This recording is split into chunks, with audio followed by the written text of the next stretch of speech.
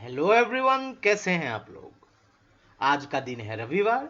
आसाम और north east के current affairs पे के इस भाग में आज हम अगस्त 9 से लेके अगस्त 15 तक, यानी कि पिछले रविवार से लेके इस शनिवार तक के सबसे जो ज्यादा इंपॉर्टेंट करंट अफेयर्स है उसको एमसीक्यू फॉर्मेट पे डिस्कस करेंगे और वहां पे उसके साथ वहां उसके डिटेल्स भी होंगे।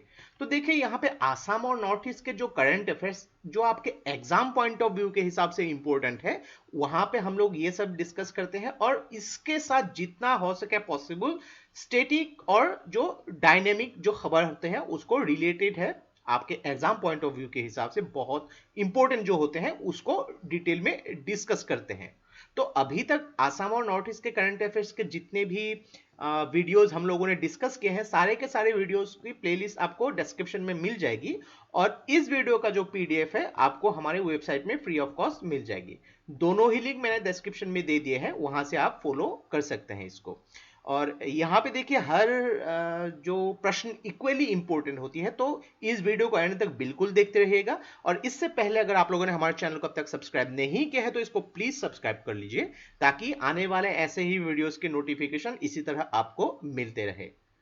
तो हमेशा की तरह आज भी हम नॉर्थ ईस्ट के एक टॉपिक से ही शुरुआत करेंगे। तो आज हम डिस्कस करने वाले हैं अरुणाचल प्रदेश के बारे में।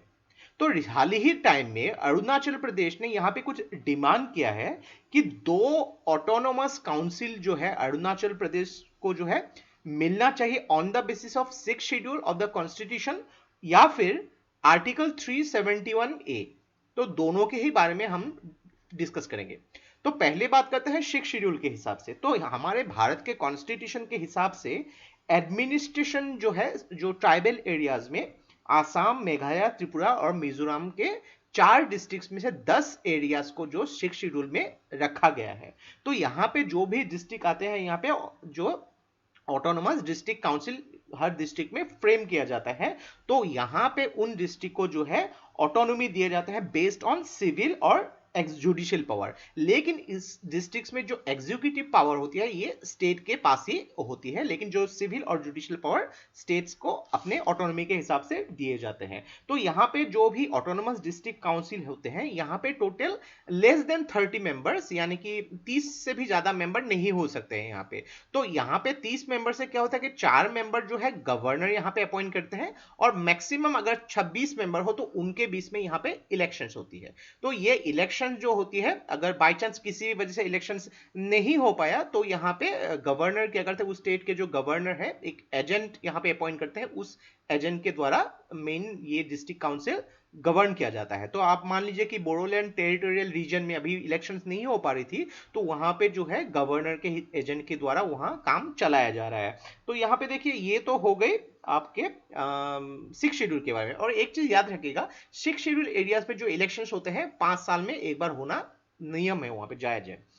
तो नेक्स्ट बात करते हैं आर्टिकल 371 ए के हिसाब से। तो आर्टिकल 371 ए के हिसाब से स्पेशल स्टेटस दिए गए हैं इन द स्टेट ऑफ नागालैंड।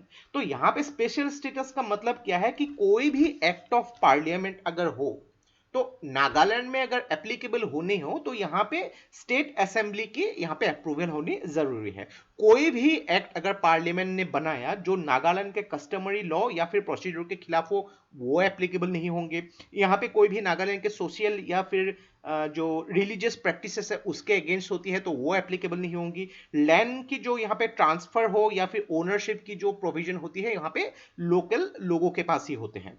लेकिन अरुणाचल प्रदेश को भी वैसे ही जो है आर्टिकल 371 एच के हिसाब से स्पेशल स्टेटस मिले हुए हैं, लेकिन वहां पे जो इंडिजिनियस लोग हैं उनको स्पेशल स्टेटस का यहाँ पे नहीं मिला है। तो अलग अलग पॉलिटिकल पार्टीज के द्वारा यहाँ पे डिमांड किए जा रहे हैं कि स्पेशल स्टेटस जो है इंडिजिनियस कम्युनिटीज को मिलनी चाहिए, क्योंकि यहाँ पे जो भी नेचुरल रिसोर्सेस है यहाँ पे जो इंडिजिनियस कम्युनिटी है उनकी ओनरशिप नहीं होते हैं, उन लोग सिर्फ उस रिसोर्सेस के प्रोटेक्टर है यहाँ पे यानी कि, लेकिन ओनर नहीं हो सकते हैं। तो बहुत सारे यहाँ पे डिमांड जो है तो इसके हिसाब से अरुणाचल प्रदेश अभी फिलहाल डिमांड कर रही है।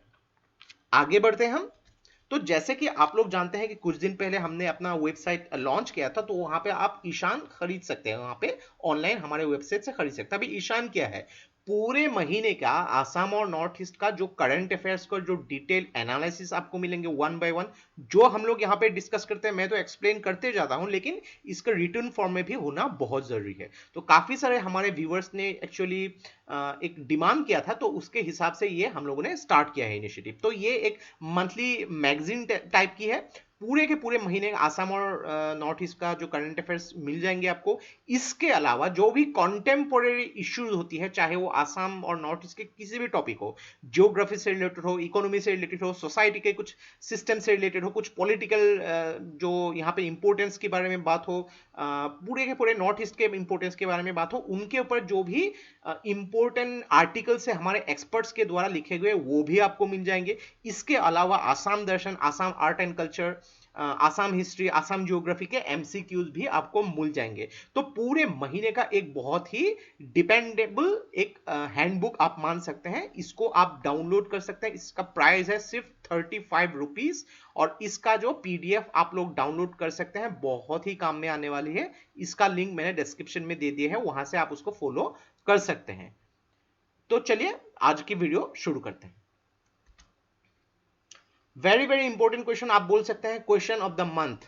आसाम का जो नया डिस्ट्रिक्ट फॉर्म हुआ है, यानी कि जो 34 डिस्ट्रिक्ट, ये कौन सी है? आप लोग डेफिनेटली जानते ही होंगे। तो नया डिस्ट्रिक्ट जो हुई है, ये हुई है बोजाली डिस्ट्रिक्ट। तो यहाँ पे आसाम के जो कैबिनेट ने ये अप्रूव कर दिया है, जो प्रोपोजल बोजाली में काफी टाइम से डिमांड हो रही थी और मिनिस्ट्री ऑफ होम अफेयर्स से कुछ भी ऑब्जेक्शंस नहीं है, तो इसका अप्रूवल जो क्लियर हो गया है। तो इससे पहले बोजाली डिस्ट्रिक्ट जो है बॉरपेटा डिस्ट्रिक्ट का एक सब डिवीजन हुआ करता था। तो अभी बॉरपेटा में जो भी सब डिवीजन है वो है, एक तो बॉरपेटा खुद के सब डिवीजन, सोरुखेत्री, कलगोसिया और होरभुक सब डिवीजन। तो पाठशाला जो होगी अभी बोजाली डिस्ट्रिक्ट की जो हेडक्वार्टर बनेगी, किसी भी डिस्ट्रिक्ट में एक हेडक्वार्टर होना जरूरी है। तो बोजाली डिस्ट्रिक्ट का हेडक्वार्टर होगा पाठशाला। और बोजाली डिस्ट्रिक्ट में अभी जो होगी 3 जो लेजिस्लेटिव कॉन्स्टिट्यूएंसी होगी, एक होगी होरुखेत्री, दूसरी भवानीपुर और तीसरा जो होगी पाटासारकुसी। 3 लेजिस्लेटिव कॉन्स्टिट्यूएंसीज होगी। तो जब भी एक डिस्ट्रिक्ट फॉर्म किए जाते हैं, तो यहाँ पे एडमिनिस्ट्रेशन की जो काम संभालने के लिए लोगों को अपॉइंट किए जाते हैं। तो यहाँ पे जो स्टेट गवर्नमेंट ने 10 यहाँ पे ऑफिशियल्स और 85 अलग अलग पोस्ट को अपॉइंट किया है, ताकि यहाँ पे एडमिनिस्ट्रेशन की काम को जो है बोजाली में उसको देखभाल किया जा सके। तो बोजाली के जो भी लोग हैं काफी हैप्पी है, एक अलग डिस्ट्रिक्ट का मर्यादा यहाँ पे मिला है। तो ज्यादा से ज्यादा एडमिनिस्ट्रेशन की काम होगी यहाँ पे, डिस्ट्रिक्ट की डेवलपमेंट और भी ज्यादा होगी। Recently Assam state transport corporation ने एक स्कीम जो है इंप्लीमेंट किया है। उस स्कीम का नाम क्या है? तो आसाम स्टेट ट्रांसपोर्ट कॉर्पोरेशन ने एक स्कीम जो लॉन्च किया है, इसका नाम है उबेराइजेशन। उबेराइजेशन।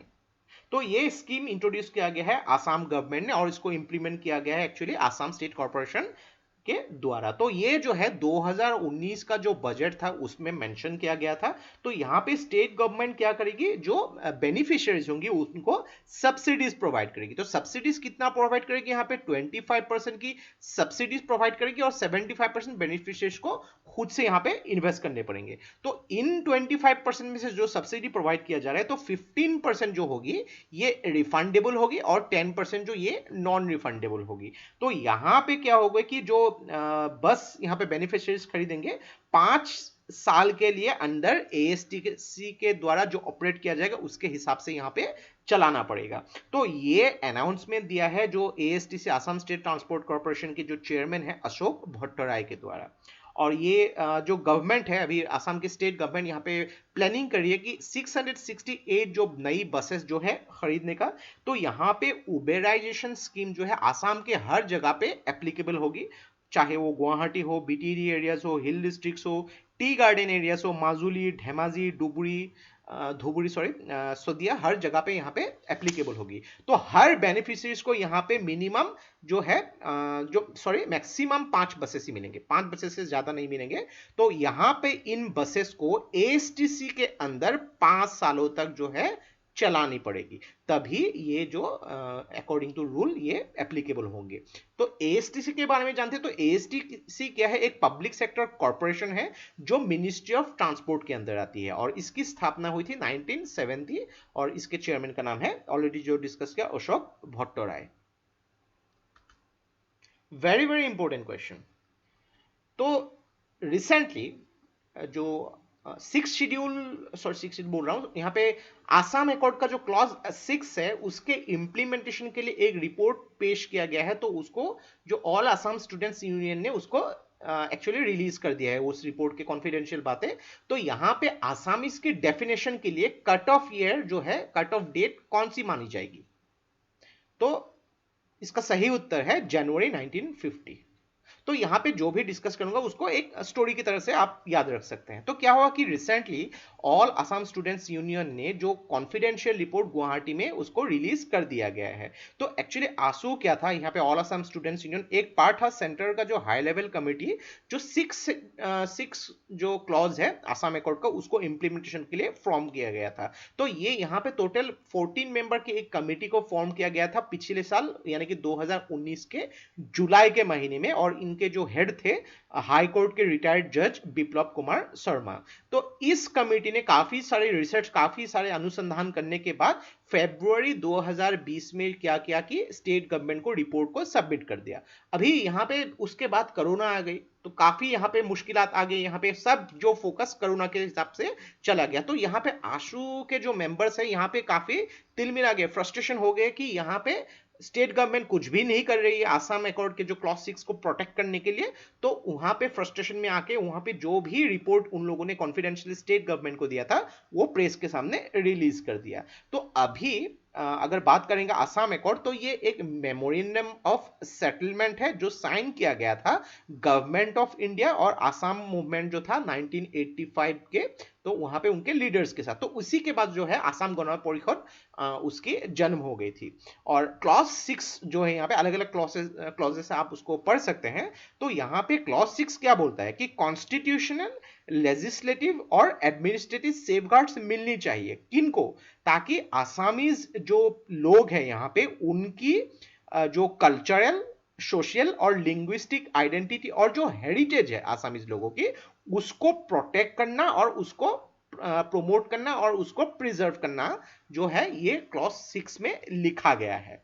तो यहाँ पे क्लॉज 6 में जो मेंशन किया गया था कि आसाम और बांग्लादेश की जो बॉर्डर को सील करनी चाहिए, और 24 मार्च 1971, तो इस दिन के बाद, क्योंकि बांग्लादेश से बहुत ज्यादा इलीगल इमिग्रेशन हो रही थी, अभी भी हो रही है यहाँ पे, तो कोई भी व्यक्ति अगर बांग्लादेश से 24 मार्च 1971 के बाद अगर असम में आया है तो उनको जो है इलीगली जो है इलीगल माना जाएगा, वो सिटीजन नहीं माना जाएगा।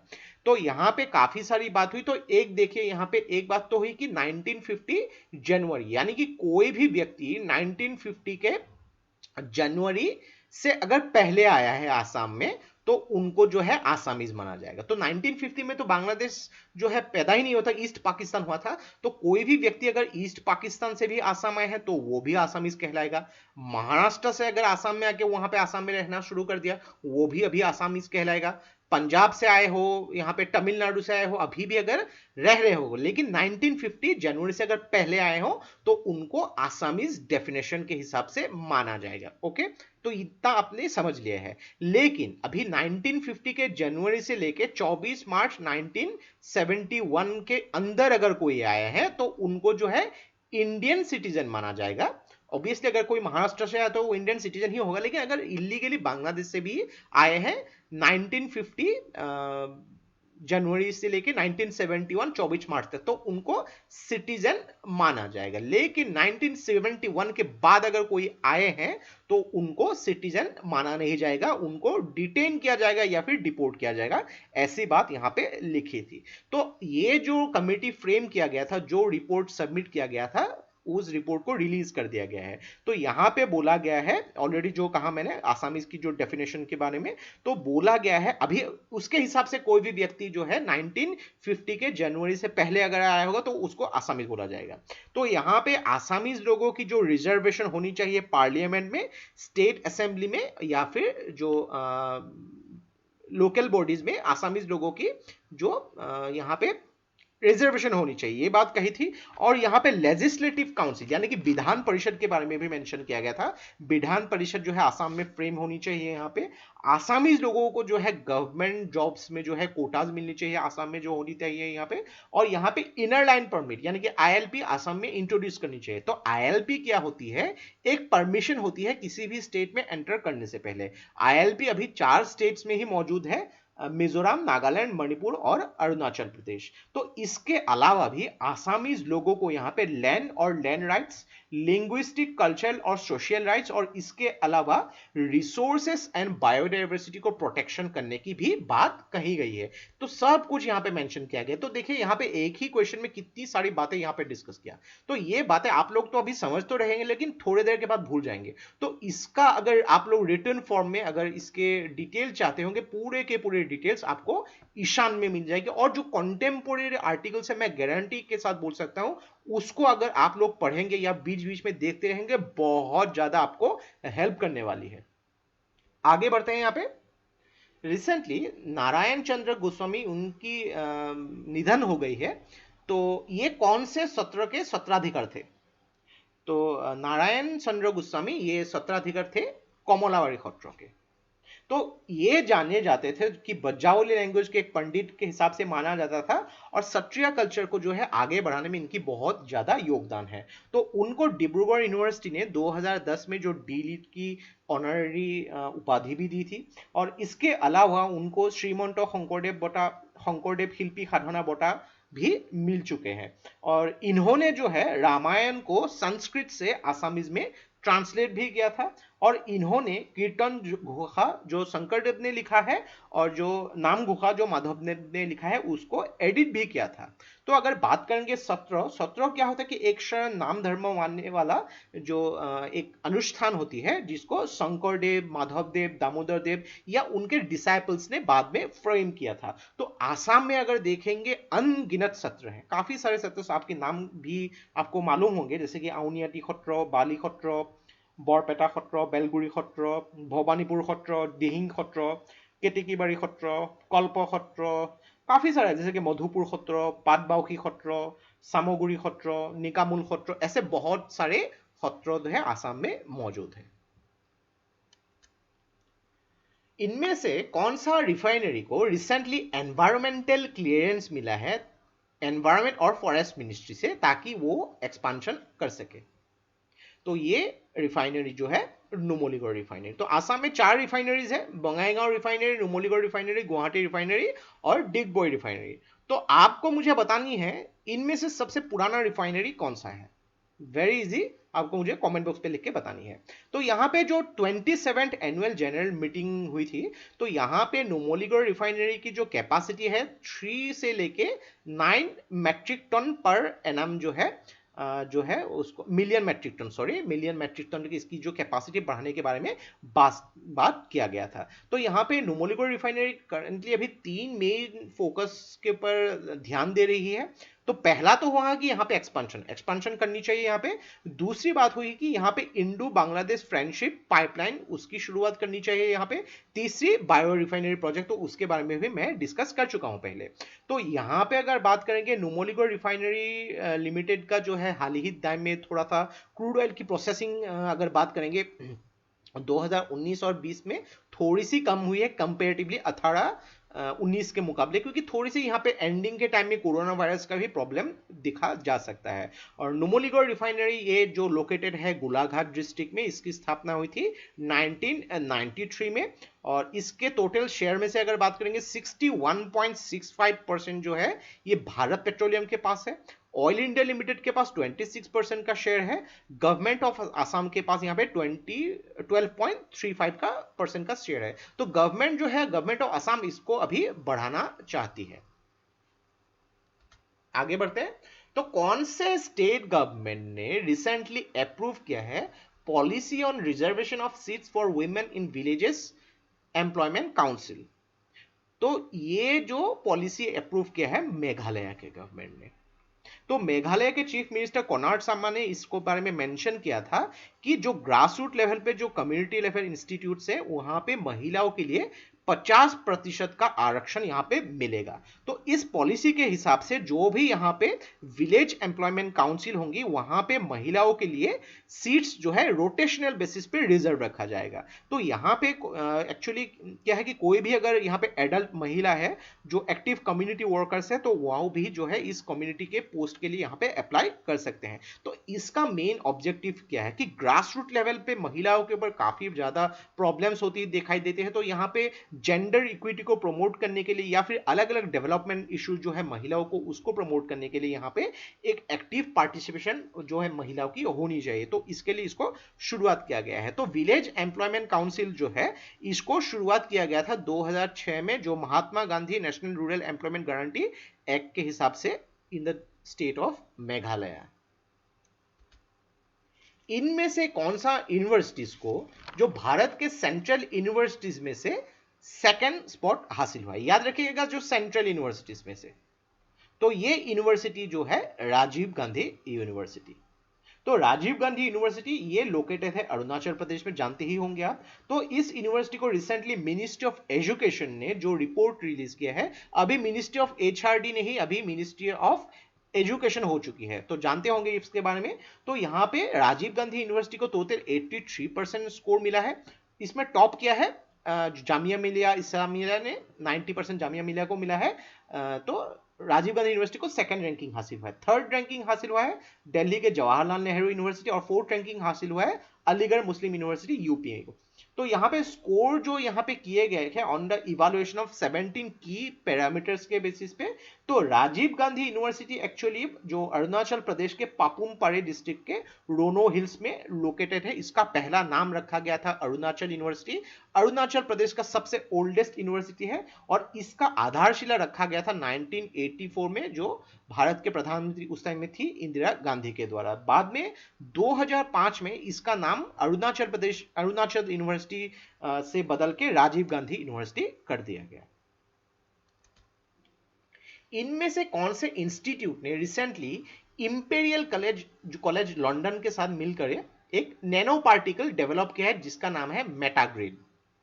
तो इसको मेटाग्रिड भी बोला जाता है या फिर मेटा मटेरियल ग्रिड भी बोला जाता है। तो मेटाग्रिड क्या करते हैं, जो एलईडी लाइट है हम लोग अक्सर देखते रहते हैं, उसको ब्राइटर या एनर्जी एफिशिएंट या फिर ड्यूरेबल बनाती है। तो मेटाग्रिड में देख सकते हैं ये नैनो पार्टिकल्स होते हैं। नैनो पार्टिकल की जो यहाँ पे लेंथ जो होती है 10⁻⁹ मीटर होती है। तो अलग अलग हिसाब से एक एरे में इसको सजाया जाता है। तो यहाँ पे क्या करती है, ये जो एक्स्ट्राऑर्डिनरी ऑप्टिकल प्रॉपर्टीज एग्जिबिट करती है। तो एलईडी जो होती है लाइट एमिटिंग डायोड, इसके काफी सारे यूजेस हम लोग देखते रहते हैं, चाहे वो ट्रैफिक लाइट हो, इलेक्ट्रॉनिक डिस्प्लेज हो, स्मार्टफोन्स हो, जो बिल बोर्ड्स होते हैं, अलग अलग जो डेकोरेटिव लाइटिंग होती है, इवन वाटर प्यूरिफिकेशन में भी एलईडी का बहुत ज्यादा यूज होता है। तो ये एलईडी जो है जनरली एनर्जी जो हम लोग को नेचर से चाहिए उसको रिड्यूस करती है और ग्लोबल वार्मिंग को भी रिड्यूस करने में कंट्रीब्यूट करती है। तो ये इंस्टीट्यूट जो है जो लंदन के इंपेरियल कॉलेज के साथ जो कोलैबोरेशन करके रिसर्च किया था, ये इंस्टीट्यूट है आईआईटी गुवाहाटी। रिसेंटली कौन से राज्य के जो काउंसिल ऑफ मिनिस्टर्स ने non government educational institutes rules 2020 को अप्रूव किया है? तो ये राज्य जो है आसाम। तो आसाम के जो काउंसिल ऑफ मिनिस्टर्स ने Assam non government educational institutes rule 2020 को अप्रूव किया है। तो ये क्या करती है कि जो फीस स्ट्रक्चर है प्राइवेट एजुकेशनल इंस्टीट्यूट्स आसाम के, उसमें जो फीस स्ट्रक्चर उसको रेगुलेट करने की बात करती है। तो यहाँ पे स्टेट गवर्नमेंट ने इसके लिए एक रेगुलेटरी कमिटी जो है फ्रेम कर दिया है। तो यहाँ पे उसके हिसाब से जो एक स्टैंडर्ड कोर्स हो किसी भी प्राइवेट इंस्टीट्यूट में, जो एजुकेशन इंस्टीट्यूट होती है, उसमें फीस स्ट्रक्चर को यहाँ पे डिसाइड किया जाएगा। ऐसा नहीं होगा कि कोई भी प्राइवेट एजुकेशन इंस्टीट्यूट जो मन करे फीस कर दिया तो लोगों को पे करना पड़ेगा, ऐसा नहीं, अभी एक रूल के हिसाब से होगा। तो ये कमेटी में टोटल 5 मेंबर्स होंगे। तो पहले जो होंगे यहाँ पे जो है कोई भी रिटायर्ड डिस्ट्रिक्ट जज हो, सीनियर सिविल सर्वेंट हो या फिर चार्टर्ड अकाउंटेंट हो सकते हैं। दूसरे जो होंगे यहाँ पे कोई सिविल इंजीनियर होंगे। तीसरे जो होंगे यहाँ पे सीनियर पुलिस इंस्पेक्टर या फिर कोई एकेडमियन होने चाहिए। और यहाँ पे चौथे जो होंगे कोई भी रिप्रेजेंटेटिव या नॉन गवर्नमेंट एजुकेशन इंस्टीट्यूट से होने चाहिए, और कोई भी सीनियर सिविल सर्वेंट। ये जो मिला के 5 मेंबर की एक कमेटी बनाई जाएगी। तो कोई भी अगर इंस्टीट्यूट इस रूल्स के हिसाब से अगर उसको वायलेट किया जाएगा तो उनको यहाँ पे पेनल्टी या पनिशमेंट भी मिल सकता है। तो इसी मीटिंग में जो है आसाम स्ट्रीट वेंडर स्कीम 2020 के बारे में भी डिस्कशन हुआ और इसके बाद उसको भी अप्रूव कर दिया गया था। Khadi and village industries commission ने रिसेंटली जो पहला सिल्क ट्रेनिंग कम प्रोडक्शन सेंटर कौन से स्टेट में लॉन्च करने के फैसला किया है। तो खादी और विलेज इंडस्ट्रीज ने जो सिल्क ट्रेनिंग सेंटर ये स्टार्ट करने का फैसला किया है अरुणाचल प्रदेश में। तो ये सेंटर जो लॉन्च किया जाएगा सितंबर 2020 तक इसको लॉन्च किया जाएगा। तो यहाँ पे केवीआईसी यानी कि khadi and village industries commission के द्वारा जो मशीनरीज है जैसे कि हैंडलूम्स हो, इलेक्ट्रॉनिक चरखा हो, यहाँ पे रैपिंग ड्रम्स हो या फिर सिल्क रीलिंग मशीन, ये ऑलरेडी वहां पहुंची जा चुकी है। तो यहाँ पे सेंटर क्या करेगी, 25 लोकल जो लोगों को यहाँ पे जो आर्टिशंस है, यहाँ पे जो शिल्पकार है, उनको यहाँ पे ट्रेनिंग देगी और उस रीजन को यहाँ पे आगे बढ़ाने में मदद करेगी। तो ये सेंटर जो लॉन्च किया जाएगा अरुणाचल प्रदेश के चुलुयू विलेज में, जो अरुणाचल प्रदेश के लोअर सुबनसिरी डिस्ट्रिक्ट में आती है। तो अगर बात करेंगे सिल्क के अलग अलग वेरायटी होती है, 4 मेन वेरायटी होती है, मलबेरी, ओक टेजर, एरी और मुगा। चारों के चारों सिल्क जो है अरुणाचल प्रदेश प्रोड्यूस करती है। तो बहुत ही अच्छा पोटेंशियल है अरुणाचल प्रदेश सिल्क के बारे में, आप इसको याद रख सकते हैं। काफी सारे जो स्मृति ईरानी जी ने भी काफी वहां पे काम किया है, काफी इनिशिएटिव लिया है पिछले साल। तो यहाँ पे अगर बात करेंगे सिल्क प्रोडक्शन में, इंडिया जो है दुनिया में सेकेंड रैंकिंग पे आती है। तो अरुणाचल प्रदेश के पास काफी पोटेंशियल है अपनी कंट्रीब्यूशन दिखाने को। यहाँ पे कौन सा स्टेट ने अगस्त 13 को पैट्रियट्स डे मनाया? यह पैट्रियट्स डे हमेशा हर साल के अगस्त 13 को मनाया जाता है। कौन से स्टेट के द्वारा? तो ये पैट्रियट्स डे मनाया जाता है मणिपुर के द्वारा। तो अगस्त 13 1891, याद रखिएगा 1891 जो एंग्लो मणिपुर वार हुआ था। तो मणिपुर के जो प्रिंस है वीर तिकेंद्रजीत और उनके जो जनरल है ठंगाल, तो उनको जो है पब्लिकली ब्रिटिश के द्वारा हैंग किया गया था। तो वीर तिकेंद्रजीत को बहुत ज्यादा रेस्पेक्ट किया जाता है। वहां पे जो इंटरनेशनल एयरपोर्ट है उसका नाम भी वीर तिकेंद्रजीत इंटरनेशनल एयरपोर्ट रखा गया था। तो उस टाइम में जो मणिपुर, जो उस किंगडम, मणिपुर एक किंगडम हुआ करती थी उस टाइम में, तो मणिपुर किंगडम के जो महाराज हुआ करते थे, महाराज कुलाचंद्र, उनको और उनके जो 21 लोगों को जो है कालापानी भेजा गया था। तो कालापानी जो है ये अंडमान निकोबार में आती है। तो वही अंडमान निकोबार जहां पे जो है वीर सावरकर को भी पनिश किया गया था। बहुत ही खतरनाक पनिशमेंट होते हैं वहां पे, लोगों को बांध के रखते हैं पूरे दिन में, शायद आपको 1 कटोरी पानी मिलेगा। बहुत ही अनह्यूमन तरीके से वहां पे लोगों को टॉर्चर किया जाता था। तो ये जो है 3 अगस्त को जो है मणिपुर के लोग जो है पैट्रियट्स डे मनाते हैं। एक रेड लेटर डे मनाया जाता है मणिपुर की हिस्ट्री में। तो मणिपुर जो है 13 अगस्त को रेड लेटर डे मानते हैं। तो ये था हम लोग का पूरे हफ्ते का जो करंट अफेयर्स। बहुत कुछ चीजें यहाँ पे हम लोगों ने डिस्कस किया। इस बार जो है टॉपिक्स काफी कम थे लेकिन बहुत ही हैवी टॉपिक्स थे। तो जो भी टॉपिक्स डिस्कस किया यहाँ पे, तो मैं डेफिनेटली गारंटी के साथ बोल सकता हूँ ये तो कोई भी जनरल आदमी को भी जाननी चाहिए। कोई भी एग्जाम के लिए तैयारी कर रहे हो वो तो अलग बात है, उनको तो जाननी ही पड़ेगी डिटेल्स में। कोई भी जनरल व्यक्ति जो है उनको भी इस टॉपिक्स के बारे में डिटेल में जानकारी होनी चाहिए। तो बहुत कुछ चीजें यहाँ पे इंपॉर्टेंट है ये। तो आशा करते हैं आप ईशान जो है, और जुलाई महीने का ईशान जो है मैं कल रिलीज करूंगा, तो उसका लिंक भी मैं दे दूंगा, वहां से आप पीडीएफ उसको खरीद सकते। तो पीडीएफ खरीदने से इसका बेनिफिट क्या होता है कि कभी भी आप ट्रेवल कर रहे हो तो पीडीएफ से ही वहां पे रिवाइज कर सकते हो। कभी भी अगर आप सो भी रहे हो तो मोबाइल में ही उसका रिवीजन आप कर सकते हैं। एक बड़ी सी बुक लेके बहुत ही स्केटर्ड हो जाती है, तो वैसी प्रॉब्लम्स नहीं है यहाँ पे। जस्ट 35 रुपीज में इतना तो आप अगर 2 समोसे भी खाएंगे किसी फ्रेंड्स के साथ खर्चा हो जाता है। पूरे महीने का एक हैंडबुक जैसा आपको यहाँ पे मिल जाएगी। तो ये था हमारे पूरे हफ्ते का करंट अफेयर्स। और ये वीडियो अगर आप लोग को अच्छा लगा इसको प्लीज लाइक कीजिए, इसको सब्सक्राइब कीजिए, इसको शेयर कर दीजिए, क्योंकि ऐसे वीडियोस बनाने के लिए हम लोग को बहुत ज्यादा मेहनत और रिसर्च की जरूरत होती है, और आप लोग का सपोर्ट हम लोग को बहुत ज्यादा इंस्पायर करता है और भी हार्ड वर्क करने के लिए। तो आज के लिए बस इतना ही। देखते रहिए study rise. Take care, thank you and जय हिंद।